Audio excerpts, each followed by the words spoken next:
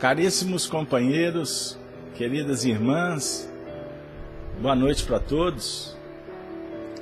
Com muita alegria, mais uma vez, estamos aqui reunidos para mais um programa Amor e Sabedoria de Emmanuel. Nesse momento, nós estamos iniciando as transmissões através da Rede Amigo Espírita, da Rádio Brasil Espírita de Maceió, e a todos aqueles que nos acompanham através das demais transmissoras. Eu convido a todos nesse momento a nos acompanhar na oração que dará por início o nosso encontro da noite. Eu peço a vocês que nesse momento possamos nos desvincular do mundo externo. Vamos nos sentir. Vamos nesse momento aguçar a nossa sensibilidade, para inclusive sentirmos as vibrações que o nosso encontro, o contato com os benfeitores espirituais pode favorecer. Ensina Jesus que o reino de Deus é das crianças. Por isso é necessário nos convertermos e nos tornarmos como elas, a definir pureza de sentimento. Então, nesse momento, vamos nos fazer crianças em Cristo, para recordar o nosso Mestre e reverenciá-lo. Vamos fazer uma viagem no tempo, aos tempos de Jesus, dos cristãos dos primeiros movimentos da doutrina da fraternidade. E vamos, nesta lembrança, recorrermos à oração que Jesus nos ensinou.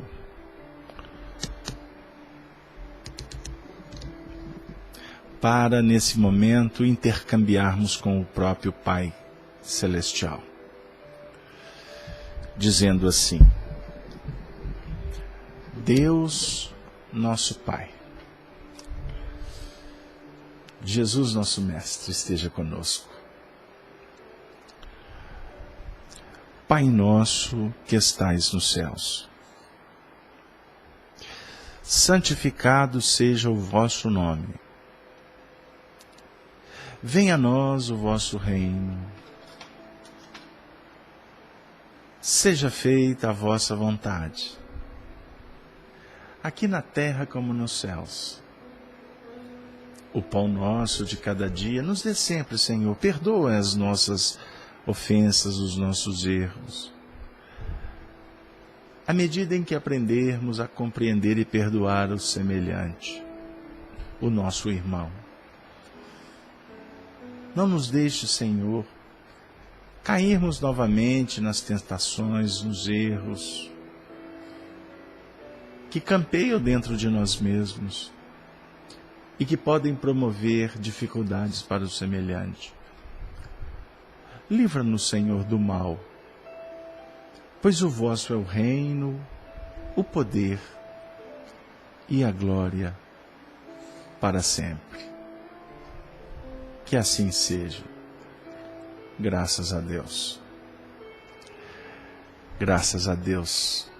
Que possamos atingir ao final do nosso encontro em paz, protegidos, envolvidos por esta frequência que vai favorecer, por certo, o nosso bem-estar.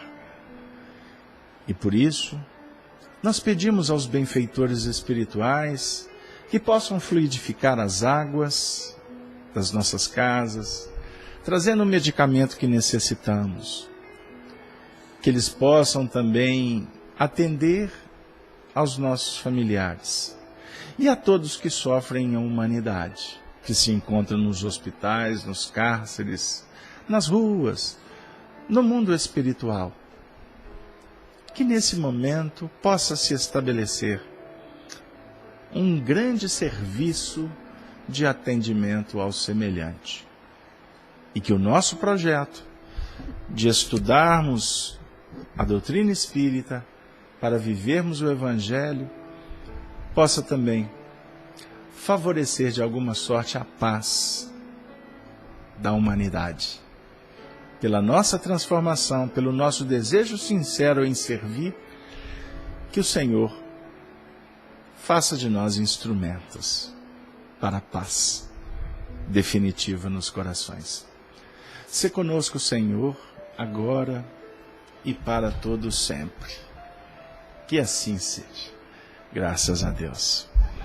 Caríssimos companheiros, nesse momento, novamente, eu endereço um abraço a todos os nossos ouvintes da Rádio Brasil Espírita, da Rádio Amigo Espírita, a vocês que se encontram no chat, através da transmissão do site da FEAC também, que é a nossa casa espírita aqui em Belo Horizonte. Vamos lá, de mãos dadas, de corações unidos e em prece, vamos dar por iniciado o nosso encontro da noite com o tema Amor e Ódio, a partir do livro Ave Cristo, psicografado na década de 1950, pelo nosso querido médium, a nossa alma bendita, Francisco Cândido Xavier, ditado a obra pelo nosso evangelizador, pelo nosso educador, Emmanuel. Para todos, portanto, o convite é para que nós possamos, nesse momento, sintonizar com o romance Ave Cristo. Vamos nos recordar que na última terça-feira nós desenvolvemos o tema O Reencontro, Varro e Tassiano. Nos primeiros movimentos foi apresentado um diálogo entre os cristãos. Diálogo esse que foi interrompido pela companheira, pela irmã Pontimiana, que rogou ao irmão Corvino, o nosso querido Quinto Varro, e ela solicitou-lhe a presença porque ela tinha um informe importante. E a partir da interrupção da última semana, que a gente prossegue agora. Ela diz para ele: Tassiano, o menino agora rapaz que o Senhor conheceu em Roma, se referindo ao seu filho, ela não sabia. Chegou hoje. Tratando-se de alguém cujo destino sempre lhe interessou, vim trazer-lhe a notícia. O pai, depois de 17 anos, teria, enfim, a oportunidade de rever a flor do seu coração, conforme ele mesmo definira. Ele que reencarnou para auxiliar Tassiano, contribuindo para que ele pudesse se redirecionar na evolução em bases mais qualificadas, num comprometimento para que houvesse, de alguma sorte, circunstâncias que favorecessem a sua libertação em nível de espírito, dentro das propostas imortalistas. Ele ficou coberto por uma extrema palidez. Constantemente, diz Emmanuel, procurava-o no rosto dos órfãos e achara-lhe o carinho no peito das crianças sem lar que o buscavam. Trêmulas de frio, Em todas as preces ao Senhor, lembrava-lhe o nome no imo da alma, consoante as lições do apóstolo que lhe consolidara a fé. Consagrara-se ao trabalho da terra. Distanciara-se dos conhecimentos náuticos, renunciara à vocação do comando, amaciara a voz e aprendera a obedecer. Tomando o velho Corvino por padrão renovador, dividia a existência entre o santuário e o serviço comum. Não se tornara famoso em Lyon, simplesmente pela abnegação que se dedicara aos enfermos, curando-os e reanimando-os através da oração, mas também pela arraigada ternura com que se empenhava na proteção à infância. Habitava numa propriedade da igreja com 30 meninos, aos quais servia de mentor e de pai, seguindo de perto pela cooperação de 2 velhinhas. Quinto Varro, convertido em presbítero, encontrara nos pequeninos o alimento espiritual da alma saudosa. Apesar da prevenção reinante contra a igreja, a cidade o respeitava. Os pobres e os infelizes rendiam-lhe rasgado preito de amor. Mas não era somente grande no apostolado da fé. Agigantara-se em humildade, fazendo-se jardineiro-chefe de 5 residências patrícias. Orientava os escravos com tanta mestria no preparo do solo e na educação das plantas, que conquistara não apenas significativo salário, mas também admiração e preferência. A casa senhorial de Ventúrio incluía-se entre as mansões aristocráticas cuidadas por ele. Captara a confiança dos mordomos e a estima dos servos. Era na extensa propriedade um cooperador e um amigo. No fundo, Varro sabia que esse era o único recurso de rever Tassiano e oferecer-lhe os braços paternais. Desvelara-se por isso na formação do parque, no meio do qual se levantava a casa de Opílio. Nenhum jardim em Lyon se lhe igualava em beleza. Informado por Alésio e Pontimiana, que algumas vezes visitavam Roma, de que o filho era apaixonado por rosas rubras. Com elas desenhou vastos canteiros, dando-lhes a figura especial de um coração, marginado de flores, em cujo centro acolhedores bancos de mármore, entre repuxos amenos, convidavam à meditação e ao repouso. Trabalhara com muito durante os 17 anos que o distanciavam do lar, a fim de merecer o contentamento daquela hora. Fizera-se mais experiente, mais esclarecido, mas mantivera longo contato com os mestres do pensamento em várias línguas. Sobrenadara a corrente de aflições do próprio destino e procurara vencer todos os percalços para comparecer, ainda que para sempre anônimo e irreconhecível, diante do Filho, incessantemente lembrado com a dignidade do homem de bem. Como fazer face à surpresa daquela hora? teria forças para abraçar Tassiano sem comprometer-se? Era o que perpassava na mente, no coração desse pai, que se tornara um verdadeiro discípulo de Jesus. Ele, que diante de um fato tão constrangedor, em que Opílio Ventúrio, frequentador de sua casa, e a própria esposa Cíntia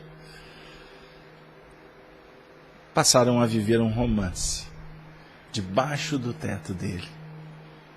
Ele que assistiu à intimidade dos dois, se viu vilipendiado, se viu constrangido. E de uma certa forma, seguindo os ensinamentos de Apio Corvino, o nosso querido Bezerra de Menezes, resolveu investir na misericórdia, na compreensão e, acima de tudo, no perdão. Nós falamos sobre o assunto em algumas semanas. Alguns estudos foram extremamente norteadores para o nosso coração. E agora, na história, ele, 17 anos depois, vencendo uma tentativa de assassinato, promovida pelo próprio Opílio Ventúrio para se ver livre de Quinto Varro, de uma vez por todas, acabou a vida levando para o mundo espiritual em seu lugar Apio Corvino, que efetivamente lhe entregou a sua identidade, e por isso deixou de ser Quinto Varro, passou a se chamar Apio Corvino,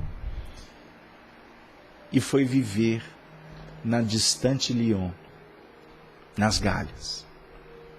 E circunstancialmente acabou, para manter-se a si mesmo, começou a trabalhar em tarefas simples, abriu mão das suas habilidades náuticas, do comando que era característico dos seus trabalhos, para ser um servo, para se dar a um trabalho de renovação. Porque a identidade dele, assumida como Apio Corvino, se fez por proteção. Aconteceu de sorte que ele não fosse descoberto e viesse, por consequência, a sofrer novamente, a passar pela augúria da própria desencarnação. O sonho dele, voltar a ver o filho, de alguma forma, mesmo que não se revelasse como pai. Imaginemos, meus amigos, 17 anos, sem ninguém, tendo que reconstruir tudo, começar do zero.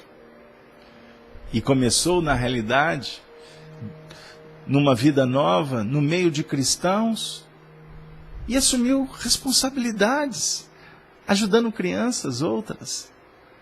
Porque nas crianças que ele passou a cuidar, ele buscava o seu filho querido. Meus amigos, quantos corações que se confortam, que se consolam após a perda de entes queridos, no trabalho, favorecendo a outros corações sofredores, como mães que perdem seus filhos e vão cuidar de crianças, filhas de outras mães, até por incentivo dos filhos desencarnados. Quantas cartas psicografadas por Francisco Cândido Xavier que nós encontramos? Estes ensinamentos. Não é mesmo, Tânia? Que bom que você está conosco e não desistiu, Tânia. A Tânia está dizendo que teve problemas no computador, mas insistiu e hoje está voltando. É isso aí, amiga.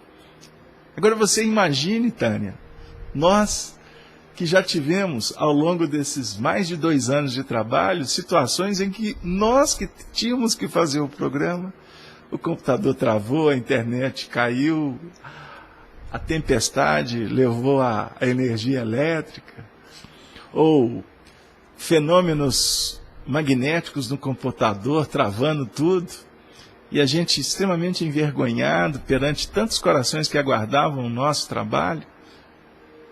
Aí nós fomos aprendendo a relevar e contando com a paciência, com o interesse, com a dedicação dos estudantes, dos amigos, porque esse trabalho é um trabalho de equipe, na expectativa que na semana posterior estaríamos de volta e todos aqueles que não puderam, que se decepcionaram, iriam voltar para vibrar conosco. Essa é a dinâmica da vida, sem sofrimento, tudo acontece para que a gente possa aprender. A vida é sábia. Imaginemos, o pai, 17 anos, cuidando de crianças em sofrimento, abandonadas, e dando todo o carinho que ele não podia dar para o seu filho. Ele que reencarnou, gente. É muito importante a gente voltar no contexto do livro. Ele reencarnou com o objetivo claro de ajudar o filho. E as circunstâncias da vida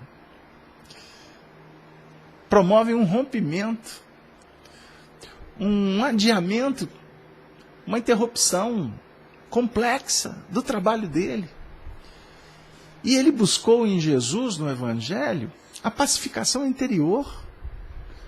Aí eu pergunto para vocês, quantos dos nossos desafios poderíamos adotar posturas parecidas? E com isso, as dificuldades, tomando um novo encaminhamento, o nosso ajuste, se fazendo mais produtivo, é para que a gente possa pensar. 17 anos esperando o amor da vida dele. Aí a gente pode aqui, com a doutrina espírita, dizer o que são 17 anos? Numa história de muitas vidas. 17 anos na nossa encarnação já está passando com uma velocidade assustadora. Então, por que desesperar? Por que desanimar? Por que reclamar? O percalço se estende? A dor parece sem fim? Não. Tudo passa. Tudo se renova na terra, mas o que vem dos céus permanecerá. É uma fala de Emmanuel, apoiada num depoimento do precursor, João Batista. O precursor que nós tanto amamos e estudamos, João Batista.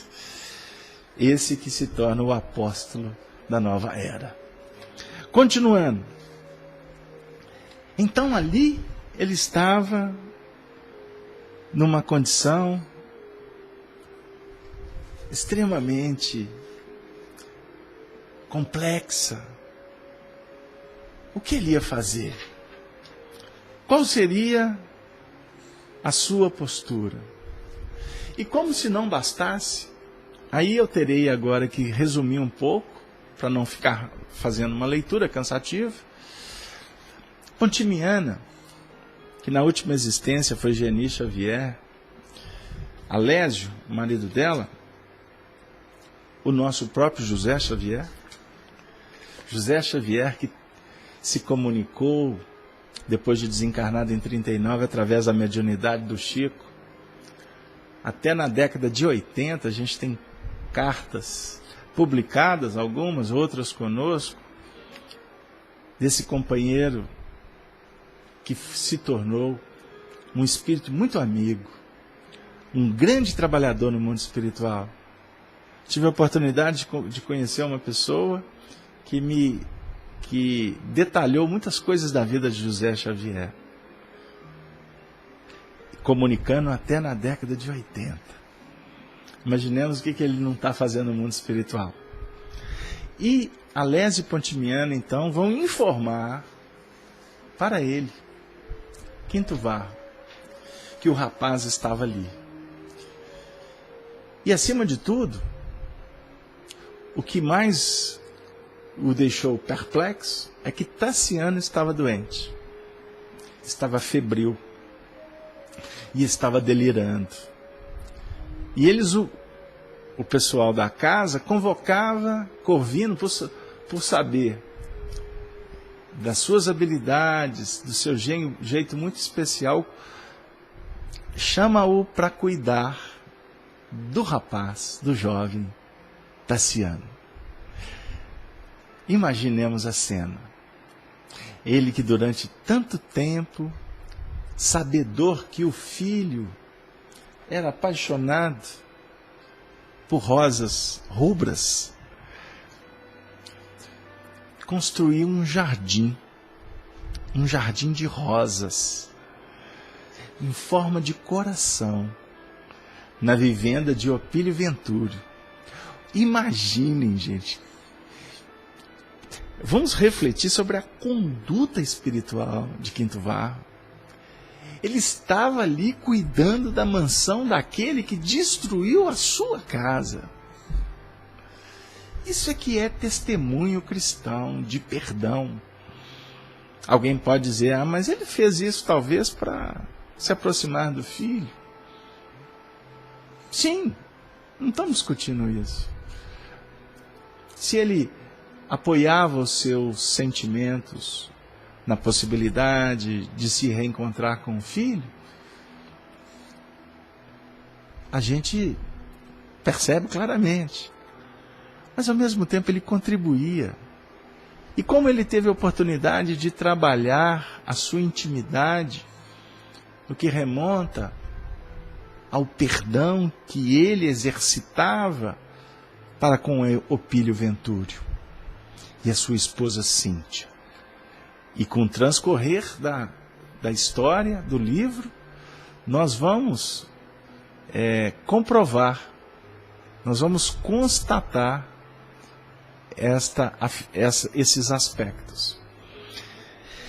Então, resumindo a história, ele vai encontrar com o filho delirando. E o filho, em seus delírios, Tassiano,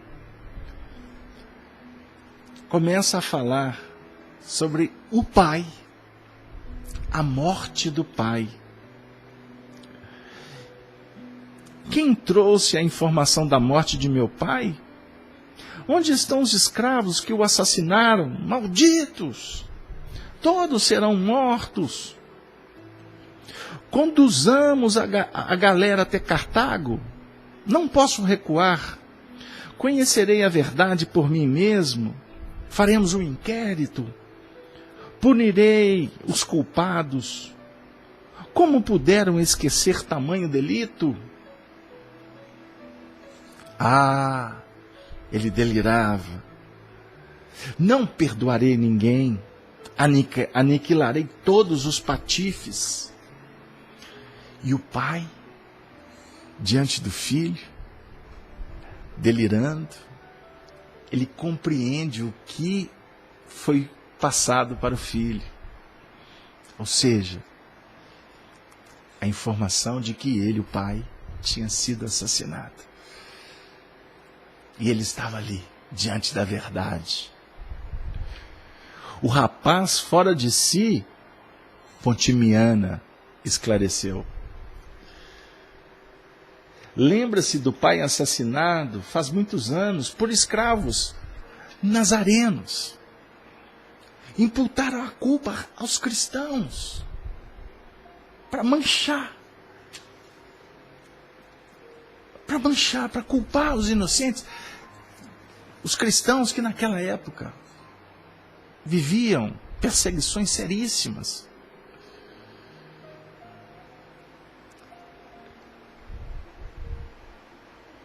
Quinto Varro era o primeiro marido da patroa.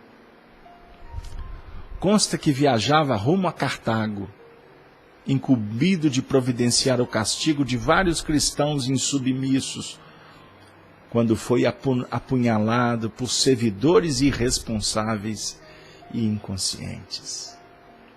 Foi assim que Quinto Varro estava sendo informado.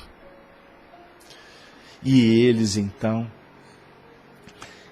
se envolvem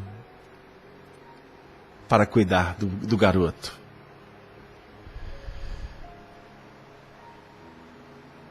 A morte de Varro acirrou na família, como é justo, o ódio ao cristianismo. Tassiano foi criado pela genitora na extrema veneração às divindades.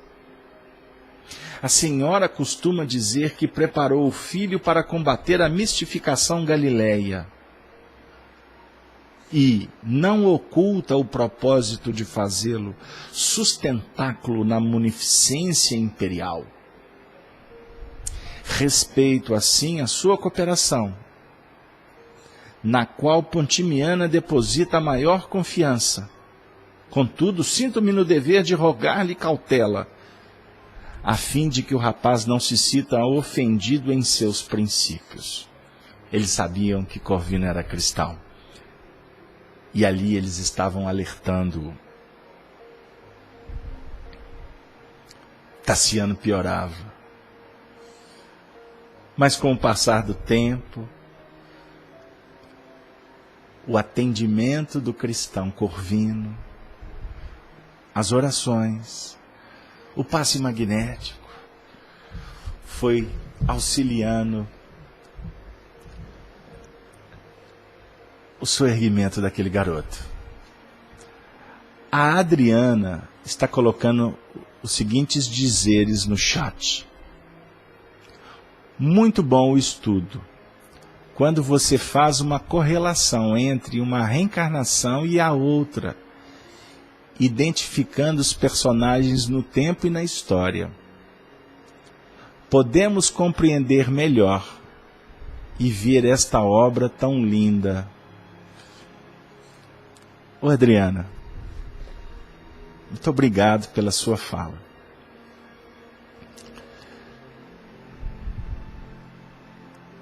Arnaldo Rocha. Tassiano. Eu me emociono.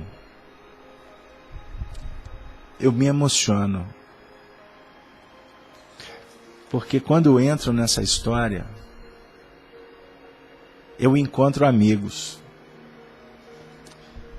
E fico tentando mensurar a dor,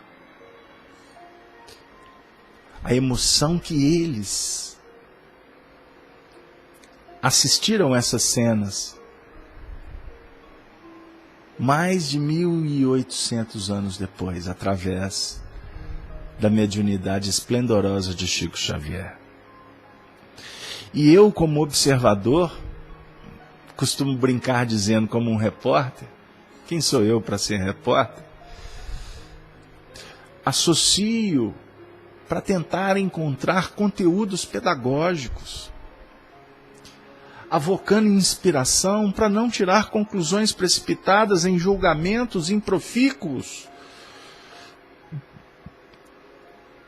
Mas nós não estamos aqui para analisar apenas o outro, as histórias destes amigos para sempre,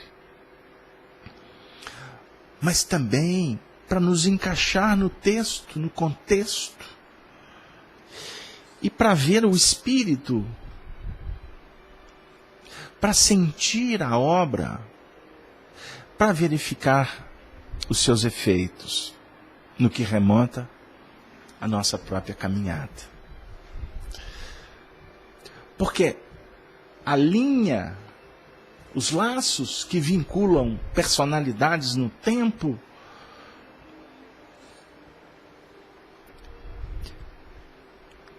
favorecem a manifestação da misericórdia da providência divina. Aí que é o tchan, aí que é o detalhe. Aqui a gente está encontrando, eu estou citando José Xavier, citei a Geni Xavier, sua esposa, um casal que esteve ao lado do Chico em Pedro Leopoldo. Eu citei anteriormente Apio Corvino, Bezerra de Menezes.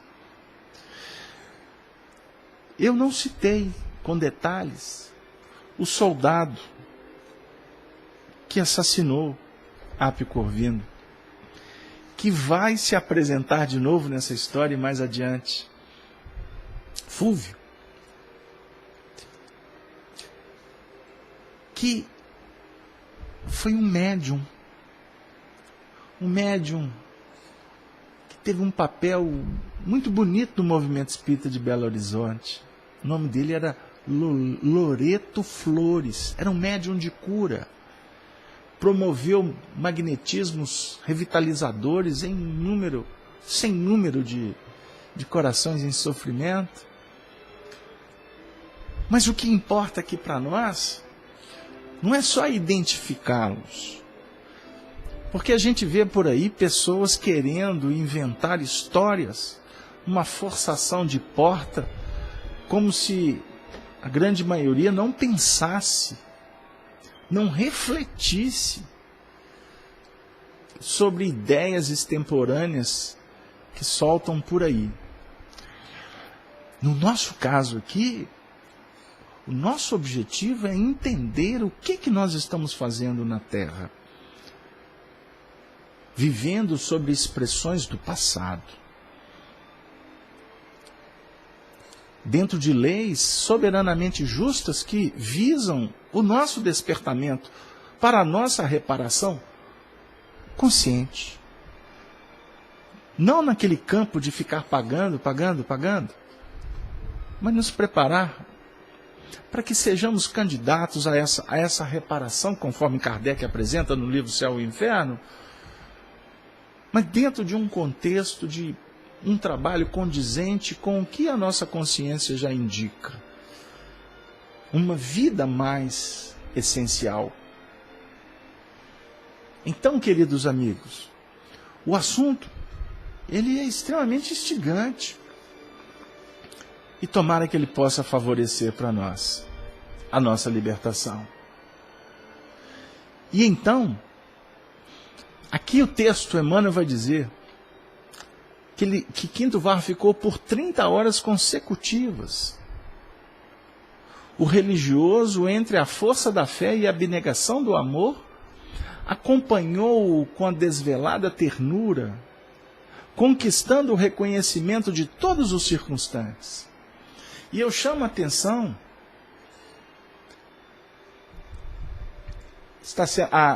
o Eduardo está questionando o que aconteceu com o soldado mais à frente que se suicidou. Isso mesmo, Eduardo. Mas vamos ficar aqui. Vamos deixar o futuro para depois. Porque senão a gente se perde nas colocações no chat e a gente desvia o propósito. Ok? Então vamos lá. Então, 30 horas consecutivas na abnegação e no amor. E eu chamo a atenção porque a postura abnegada, cristã, sensibilizou a todos dentro daquela casa. E a gente vai verificar daqui a algum tempo do nosso estudo que ficaram todos admirados. Mas mais à frente, essa admiração caiu por terra. Eu peço vocês para fazer com que eu recorde desse detalhe. Até para definir um pouco para nós do tanto que a gente oscila. Somos aqueles que aplaudimos Jesus para daqui a pouco a gente gritar Barrabás. A gente vender Jesus, a gente trair Jesus. Que na realidade é abrir mão do próprio movimento que poderia promover o nosso bem-estar, uma vida melhor. Porque aqueles que não são cristãos vão dizer, mas eu não tenho o que eu tenho a ver com Jesus. O que nós respeitamos. Então eu gostaria de dizer para você que não está vinculado aos ensinamentos, vamos dizer assim, diretos de Jesus. somos nós que abrimos mão do nosso bem-estar físico, moral, psicológico, espiritual. Esquece religião. É espiritual. Quando nós vendemos, nós traímos, nós nos vendemos, quando nós trabalhamos sem ética, nós estamos abrindo mão da felicidade. Não tenhamos dúvida disso. Aí o que aconteceu? Em muitas ocasiões ele orava pedindo a Jesus o inspirasse. E vezes frequentes contemplou o velho Corvino. Olha o detalhe que Emmanuel nos chama a atenção. Ele cuidando do filho 30 horas consecutivas, muitos momentos orando, pedindo ajuda a Jesus, e a sua vidência, a sua visão espiritual, apresentava para ele Corvino, o nosso querido Bezerra de Menezes, o benfeitor espiritual. Vamos deixar o nome de lado. O benfeitor espiritual. Naquela equação extraordinária que Jesus apresentou: tende bom ânimo, não vos deixarei órfãos. A promessa de não nos deixar órfãos, ela é uma das promessas mais extraordinárias que Jesus apresentou. A definir o intercâmbio espiritual permanente, o apoio de Deus na nossa jornada, a frequência espiritual que tende, que procura favorecer o nosso bem-estar, promovida pelos benfeitores espirituais, como agora.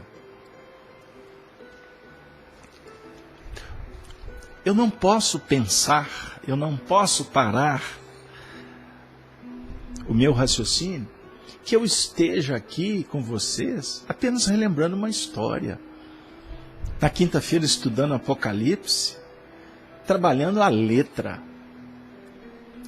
Nós temos muitos valorosos expositores espíritas que estão trabalhando brilhantemente a letra, fazendo estudos, trazendo N detalhes que a gente fica inebriado. A gente fica estimulado com essas mentes brilhantes que estão trabalhando em prol da divulgação da doutrina espírita. Mas hoje eu conversava com um companheiro, com um amigo que vai, inclusive, me substituir daqui no dia 8 do próximo mês, na quinta-feira, com o estudo do Apocalipse, Marcelo.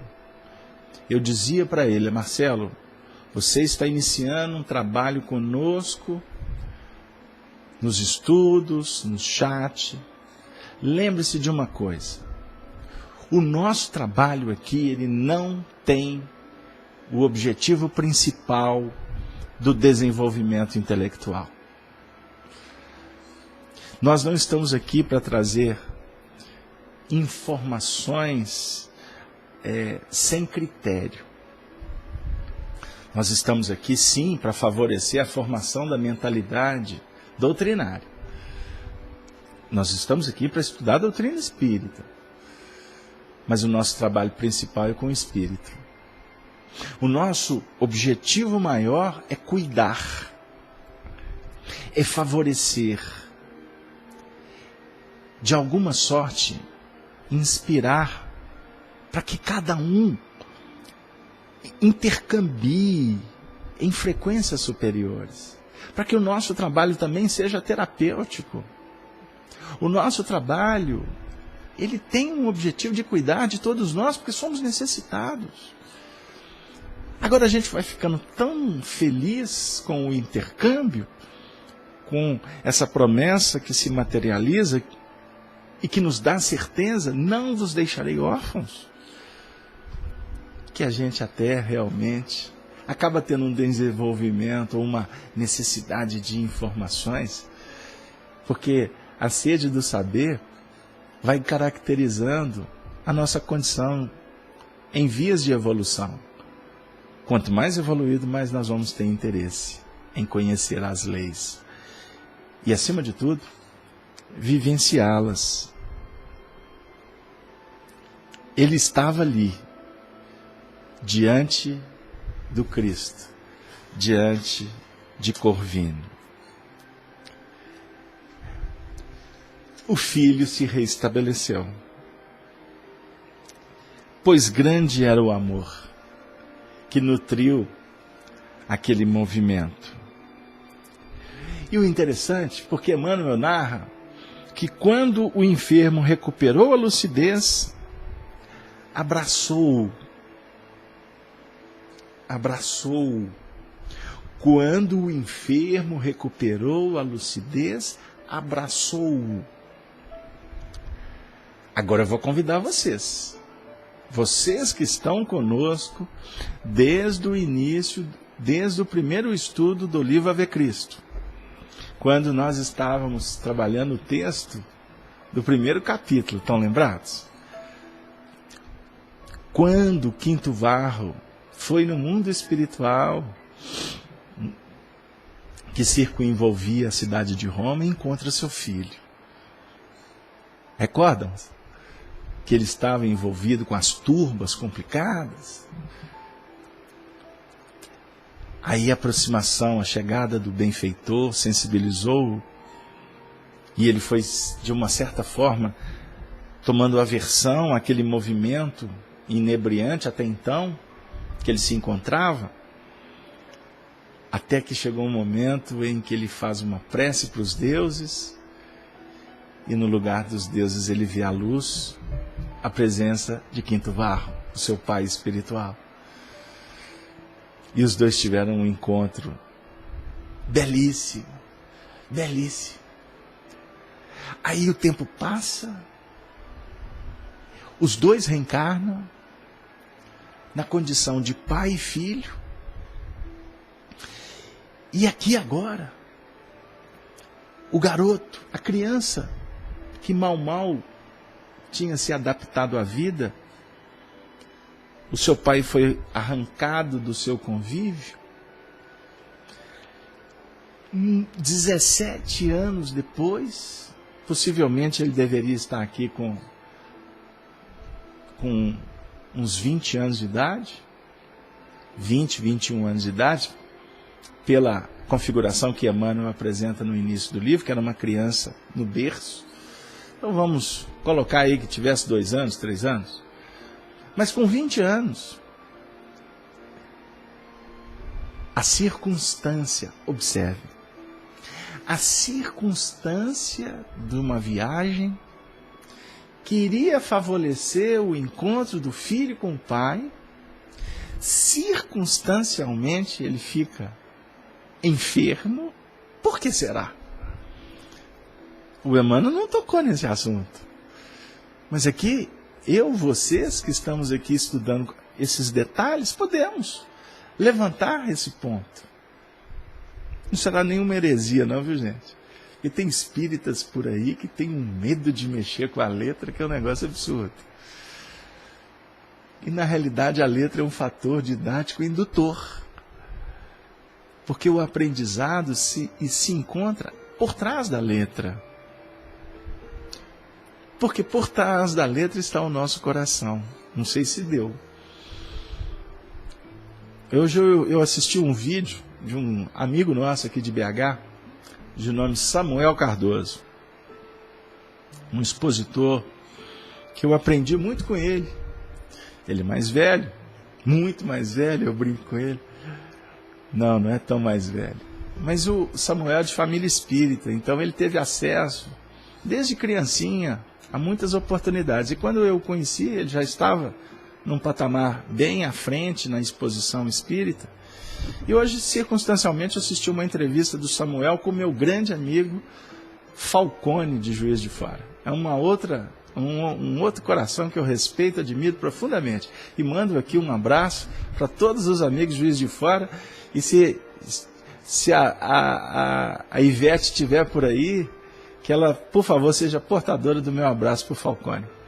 Mas o Samuel fazia um comentário com o Falcone que eu achei bem ao estilo dele, brilhante.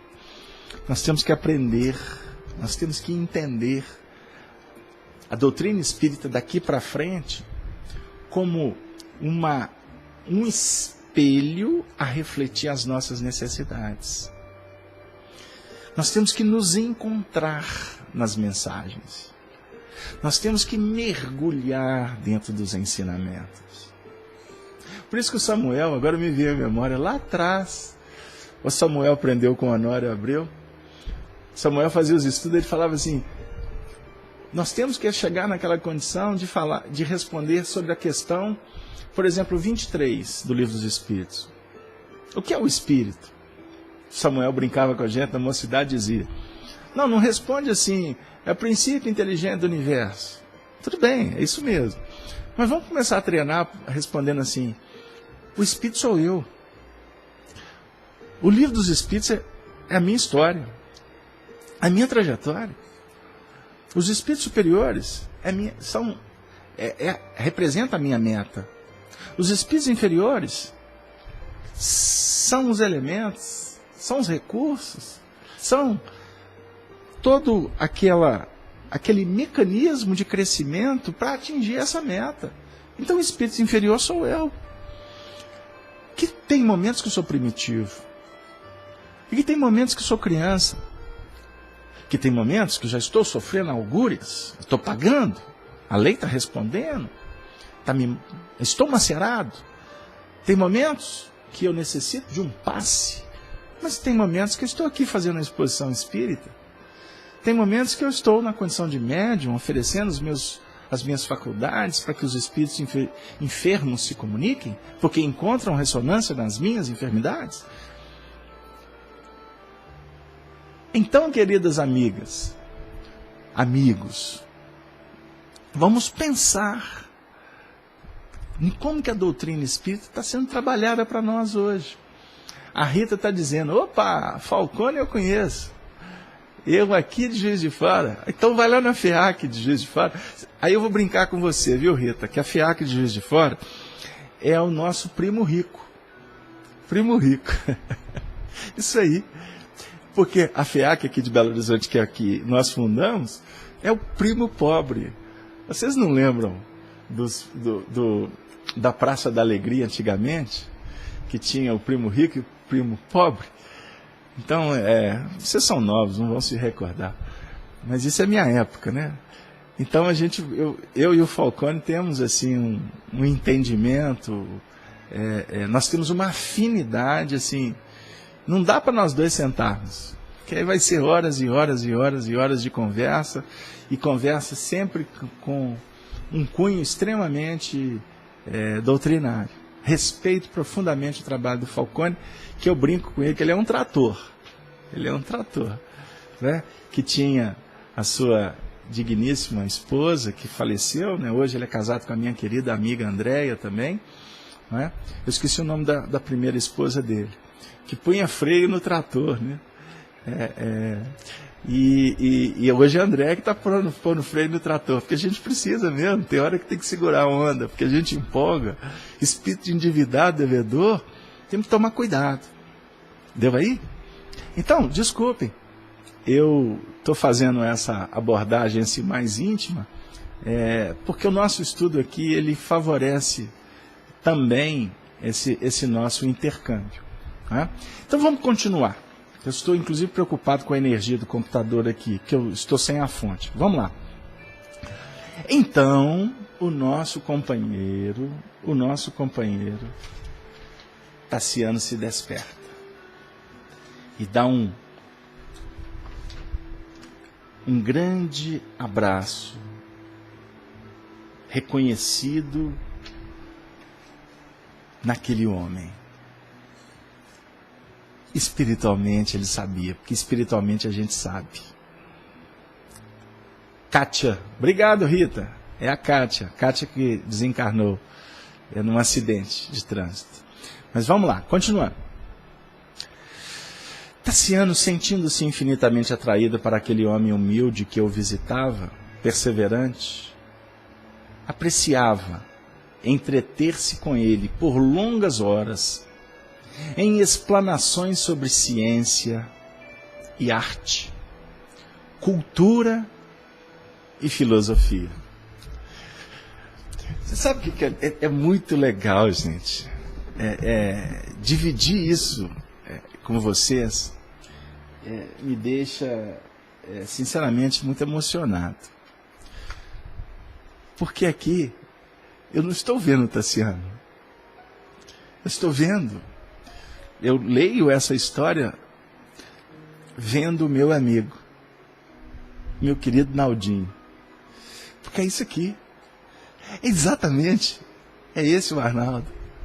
Horas e horas conversando com seu pai espiritual, falando de arte, de cultura, de filosofia. Tassiano, um espírito de vasta cultura. Vasta cultura. Era extremamente... Como é que eu posso dizer? Eu me senti extremamente triste quando terminava os nossos diálogos. Na União Espírita Mineira, em algumas viagens que fizemos juntos, nas reuniões mediúnicas, quando eu tinha que despedir do vovozinho, que saía, já todo alquebrado pela idade, curvo, cabelo branquinho, a sacolinha com seus livros. Acabava as nossas conversas, porque ele tinha que ir embora e eu também. Conversar com Arnaldo Rocha era sempre um fenômeno, um acontecimento inigualável. Eu vou parar de falar do Arnaldo, porque senão não termina o estudo. Desculpa, mas eu fico emocionado e com muita saudade do amigo. Ligavam-se nos mesmos temas e nas mesmas preferências. Nos mesmos temas e nas mesmas preferências.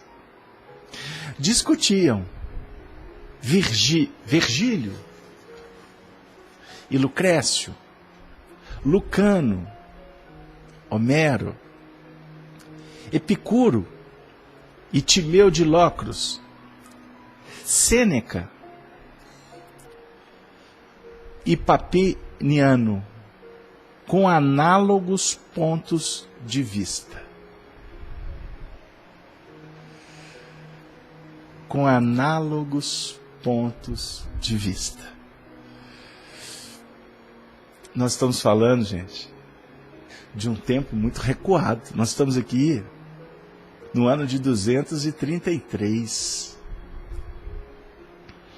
Estes espíritos já estavam preocupados, já estavam atentos para assuntos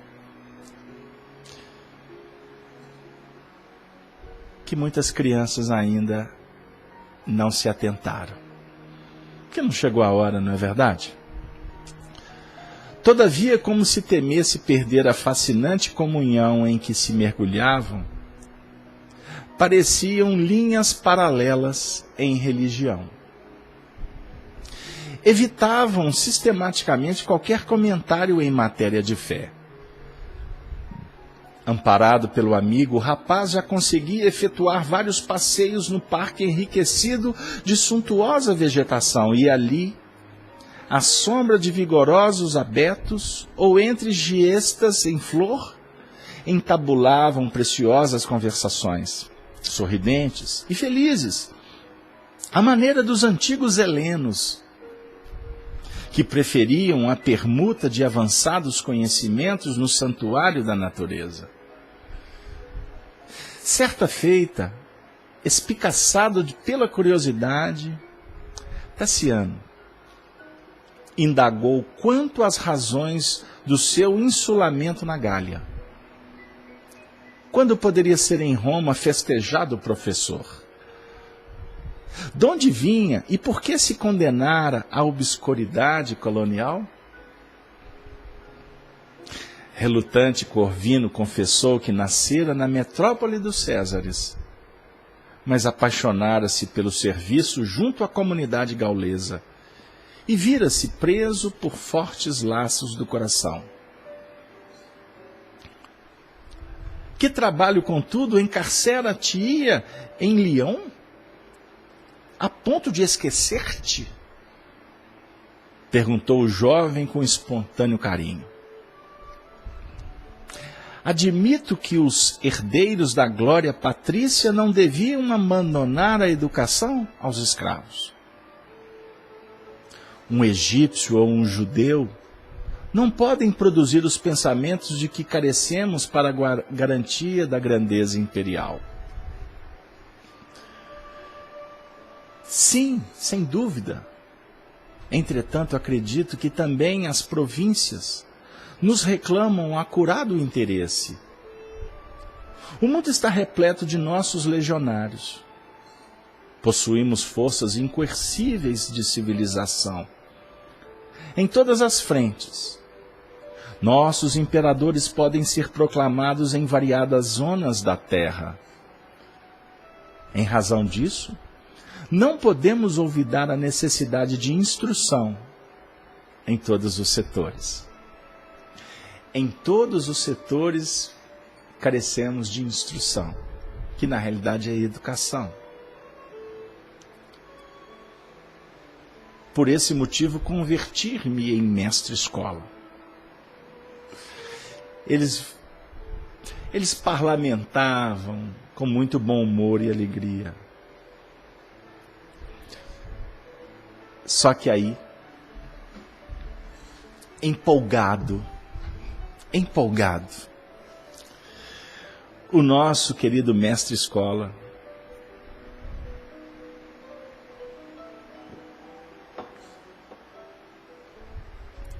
teve uma ideia: trazer as crianças que ele cuidava. E promoveu cântico infantil.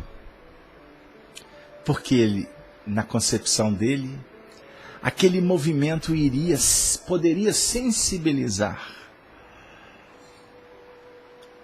Tassiano. Porque ele percebeu aspectos de ternura na intimidade do jovem.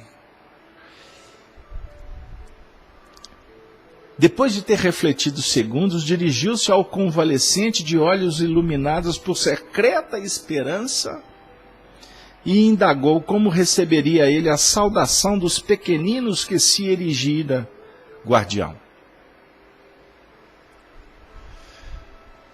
O pupilo de Ventúrio não regateou encômios a ideia.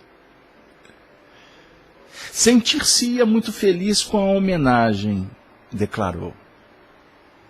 Sempre admitira que o futuro pertence à criança. A civilização romana, a seu ver, não podia descurar-se da preparação juvenil.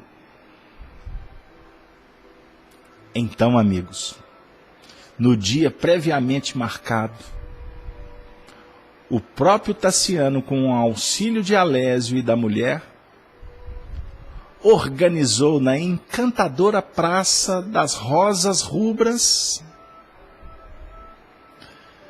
deliciosa criação de Corvino, o ambiente festivo da recepção.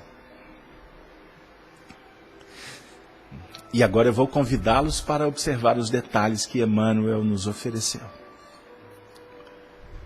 Cestos de frutos e cântaros, com abundante provisão de suco de uvas, foram artisticamente espalhados entre os bancos de mármore. O corpo musical da herdade, constituído por escravos jovens, foi trazido à reunião. Garbosos moços, empunhando liras e alaúdes, tambores e cístros, improvisavam melodias alegres. Dividia-se a fazenda em duas correntes partidárias: a dos servidores cristãos, inflamados de júbilo e esperança, dirigidos pelo otimismo de Pontimiana, e dos cooperadores devotos dos deuses olímpicos, capitaneados por Alésio, que não enxergavam o acontecimento com bons olhos. De um outro lado surgiam preces e sorrisos de fraternidade, mas de outro apareciam impropérios e rostos sombrios. Chegou o momento. Com a sabedoria do apóstolo e com a ingenuidade da criança, o irmão Corvino penetrou o recinto perfumado, conduzindo 3 dezenas de petizes em singela apresentação. Orientados pelo mentor, chegaram cantando um hino simples que exprimia caricioso voto de paz. O refrão diz assim: companheiro, companheiro, na senda que te conduz, que o céu te conceda a vida, as bênçãos da eterna luz. Companheiro, companheiro, recebe por saudação nossas flores de alegria no vaso do coração. Emmanuel descreve que as vozes humildes assemelhavam-se a um coro de anjos, que o bosque recebesse pelas asas do vento. Por sua vez, Tassiano acolheu bondoso a colmeia infantil.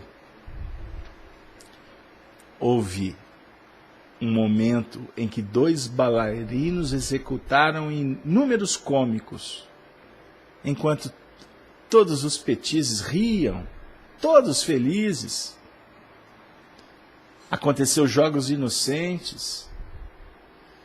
6 meninos recitaram poesias de nobre delicadeza, através de monólogos e diálogos que encantaram a assembleia, da qual constavam muitas dezenas de escravos em trajes festivos.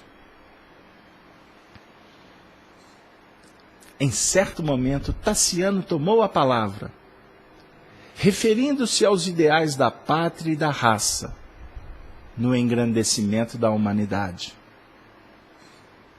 Houve uma merenda farta, que levou à culminância da alegria. Então,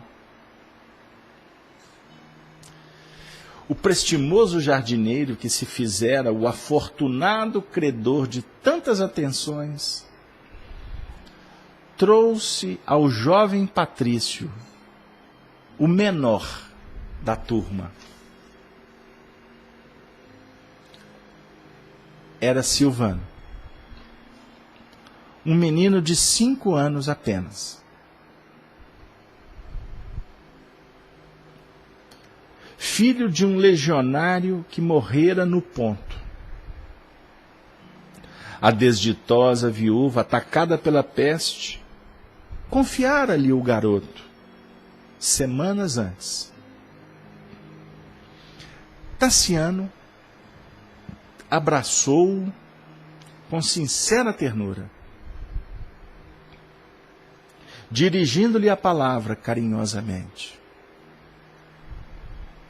O irmão Corvino declarou que lhe cabia providenciar o regresso das crianças e, por isso, designava Silvano para dizer uma prece pela felicidade do anfitrião.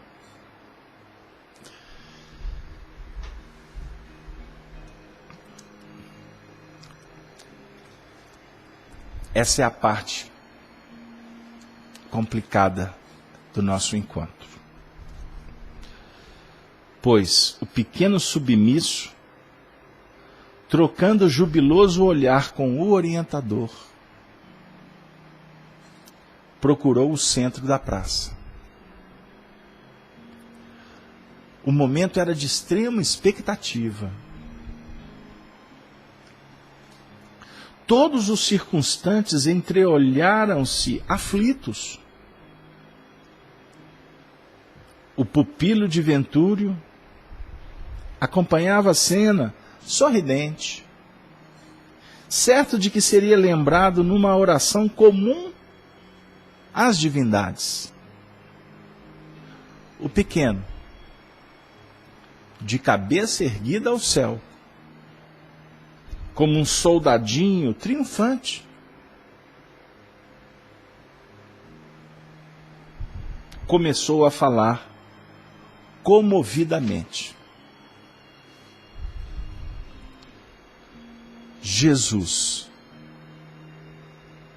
nosso divino mestre, ajuda-nos.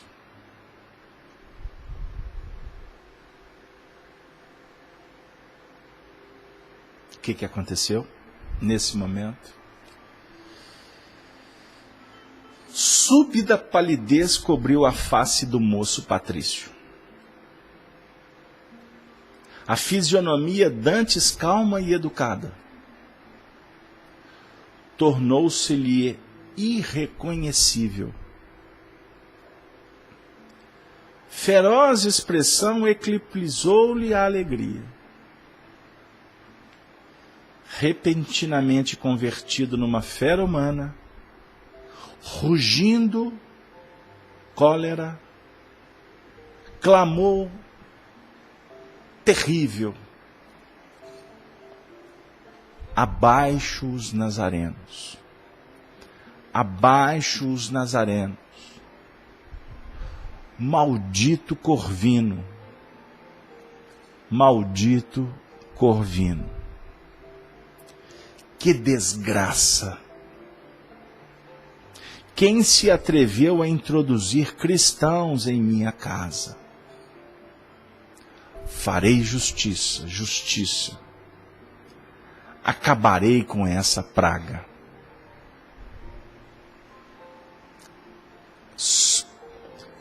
Penosa surpresa dominou o recinto.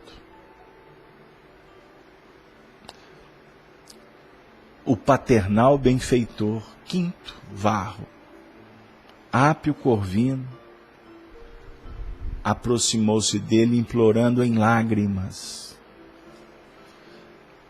piedade, piedade.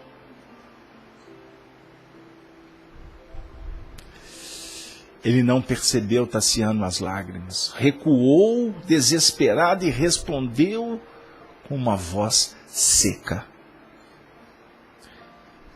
piedade.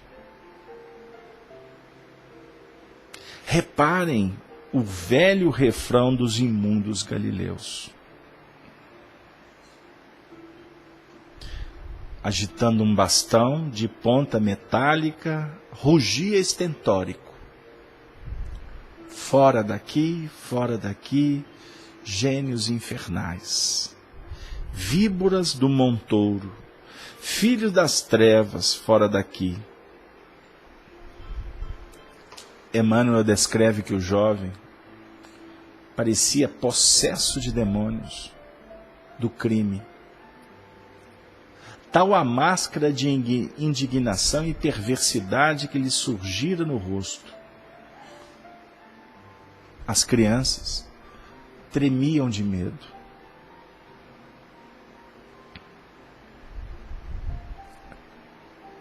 Entre eles e o filho encolerizado, o coração de Varro não sabia o que fazer. Ele ficou atônito. Aqueles que eram contra os cristãos dando gargalhadas estentóricas. Já taciando, olhando para a assembleia, gritou pelo um capataz, que ele sabia ser o mais ferrenho perseguidor dos cristãos.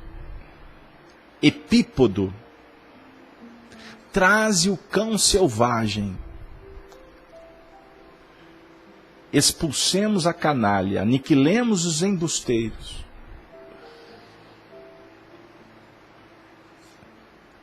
Crianças debandando aos gritos. O irmão Corvino tentando acalmar os ânimos.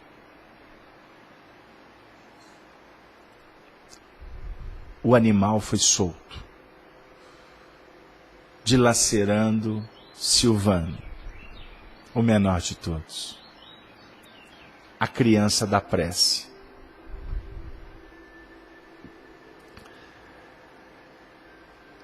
Ele gemendo, a esposa de Alésio avançou corajosamente e arrebatou a criança, contendo energicamente os movimentos do furioso mastim, que obedeceu em ganidos estridentes. Varro apressou-se para recolher a criança ferida que chorava, a esvaizar-se em sangue. Ele estava aflito, desesperado, tentando aliviar. Enquanto Tassiano gritava, alucinado, eles vão pagar, eles vão pagar. Nessa cena surge um dos escravos, um velho, de nome Rufo. Rufo. Esse R dele tem uma entonação forte no nome de um dos grandes expoentes do movimento espírita. Estamos nos referindo a Eurípedes Barçanufo. É esse escravo Rufo, que oferece préstimos. Quinto Varro aceita, ajuda. O menino de tórax aberto confrangia-lhe a alma. Em dado momento parou de gritar. Embora a hemorragia prosseguisse abundante, o irmão Corvino percebeu-lhe a queda de forças e buscou repousar sob vetusto carvalho a fim de ouvi-lo. O pequerrucho fitou nele os olhos embaciados pela agonia. Varro, quinto Varro, o pai, o benfeitor dos anjos, dos cordeiros, mas também pai dos lobos. Agoniado em pranto, inclina-se paternalmente e pergunta para a criança com carinho: meu filho, estás recordando Jesus? Meu filho, recordas de Jesus? Ele falava para uma criança de 5 anos, que acabara de fazer uma prece, pedindo proteção para Jesus, para aquele moço que se transformou no seu algoz. O benfeitor, no meio do desespero, encontra forças equilíbrio e busca o cajado da fé e deixa mais uma sementinha no coração de um aprendiz. Você se recorda de Jesus, meu filho?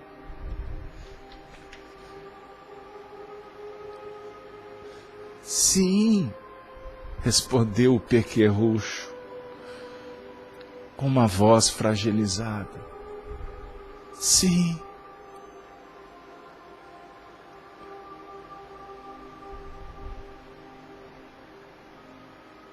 Papai,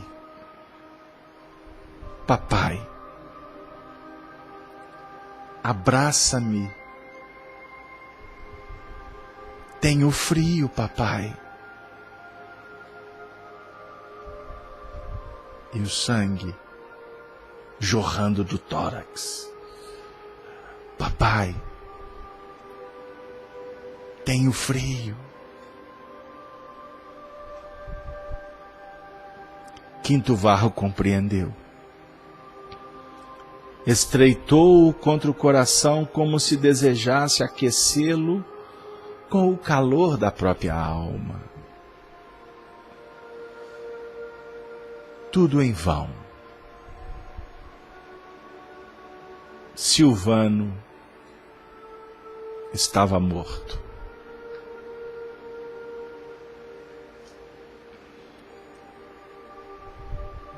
Joaquim Alves,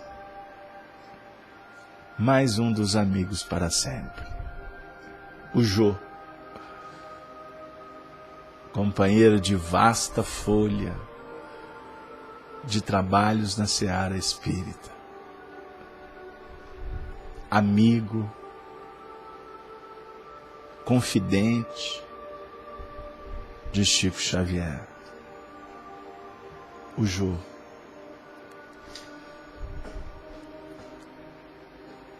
O garoto Silvano, amigo de Arnaldo Rocha. Os dois em outras bases, cuidando de crianças, hoje no mundo espiritual, nos mostrando que estas cenas que marcam as nossas histórias, elas representam marcas a serem trabalhadas e que, por certo, se transformarão no pilar de sustentação da nossa vitória. A cena, a tragédia, esse drama, toca-nos, porque representa a contundência, a força das trevas,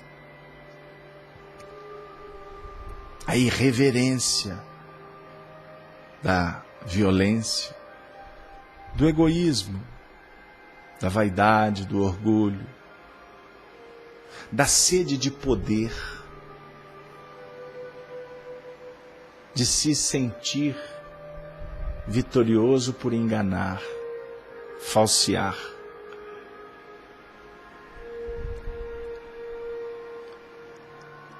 Ao mesmo tempo, a cena nos apresenta a sensibilidade,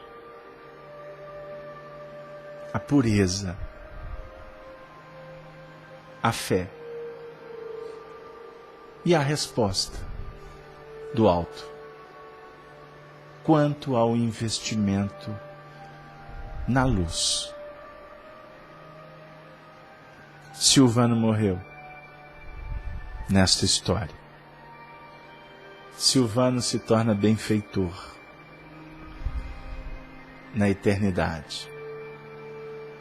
Tassiano, o algoz. Tassiano, o servidor.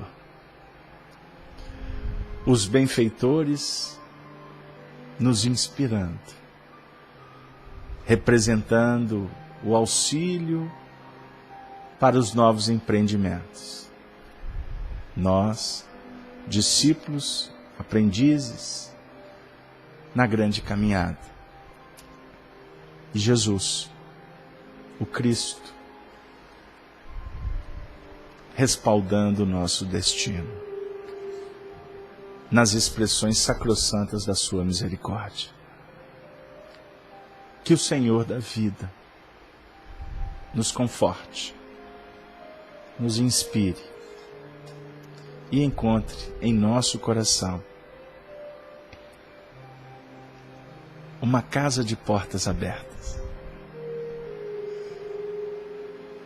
Como nos faz lembrar o amigo. Por isso o amigo verdadeiro, é um irmão camarada. É um amigo de tantos caminhos, de tantas jornadas. Amigo, cabeça de homem, como coração de menino. Amigos, aqueles que estão no nosso lado em qualquer caminhada. Por isso nos recordamos das lutas, dos bons companheiros, daqueles que provaram que foram grandes guerreiros. E por isso, o coração é uma porta, sempre aberta, para nos acolher. Os amigos, de verdade, de fé, são irmãos camaradas. Com muito carinho, com muita saudade, nós encerramos o nosso encontro abraçando os amigos para sempre. Especialmente hoje, o nosso querido Arnaldo Rocha. Hoje, 29 de setembro, um mês do seu aniversário que passou, 29 de agosto. Tinha que ter nascido no dia do seu benfeitor espiritual, Apio Corvino, Bezerra de Menezes. Junto com Quinto Varro, que depois também se transforma em Apio Corvino, auxiliando o Naldinho. E daqui a um mês, 29 de outubro, mais um aniversário da sua passagem, agora para o mundo espiritual. Pois lá, eu não tenho dúvida que eles estão reunidos numa ambiência em forma de coração, sustentado por rosas rubras da verdadeira fraternidade. E assim eu me despeço com a saudação destes cristãos e de tantos pais da antiga igreja, os pais do cristianismo, dizendo: Ave, Ave, Ave Cristo. Um beijo no coração de todos. Muito obrigado pela audiência, pela sua participação. Que a espiritualidade continue abençoando os vossos lares. E que na próxima terça-feira possamos dar continuidade a essa história que o Arnaldo costumava dizer: é o livro da minha vida. Valeu, um beijo dos amigos das Minas Gerais. Valeu, boa noite para todos.